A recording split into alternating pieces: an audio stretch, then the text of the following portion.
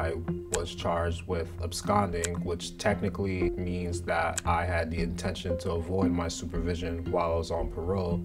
This is James Sevier. In 2020, he was sent back to prison for this so-called absconding, which is a technical violation. Technical violations are instances when someone doesn't comply with a technical condition of their probation or parole, and they vary from state to state.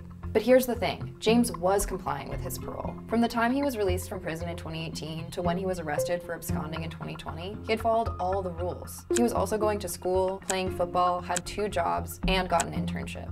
And then the pandemic hit. Everything turns virtual. I'm calling my PO to check in, calling the building to check in. I'm just calling and calling, I'm not getting through. While I was reincarcerated, I had found out that my parole officer had retired. James was assigned a new parole officer, but he was never notified, so he was unknowingly calling to check in with the wrong PO, and for that, he was charged with absconding.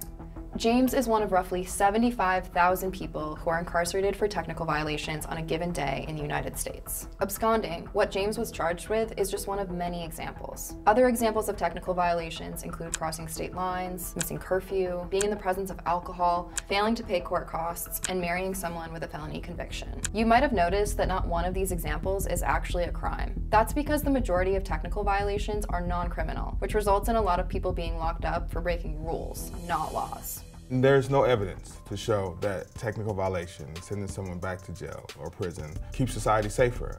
In fact, it separates individuals from their safety net.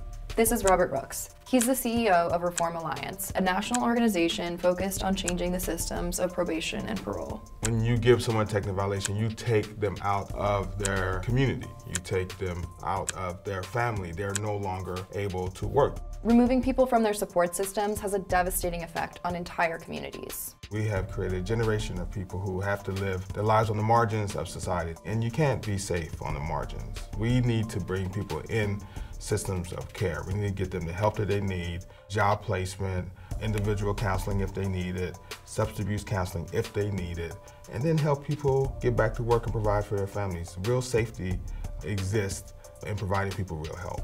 Despite a complete lack of evidence that locking people up for technical violations makes the public safer, the U.S. criminal justice system spends $2.8 billion each year doing just that. So it's no wonder that nearly 1 in 4 admissions to prisons across the United States are because of technical violations. But there are alternative responses to people breaking the rules of their probation or parole. We are seeing a shift in how some forward-thinking counties are dealing with technical violations. Some are using it as a last resort and instead are getting people connected to programs and services to help them to address root causes of crime. For instance, the probation department in El Dorado County, California, set up transitional housing for people experiencing homelessness. And in Georgia, people on probation have the opportunity to complete community service instead of being sent back to jail or prison. We're seeing forward shifts in this area, but we have a long way to go.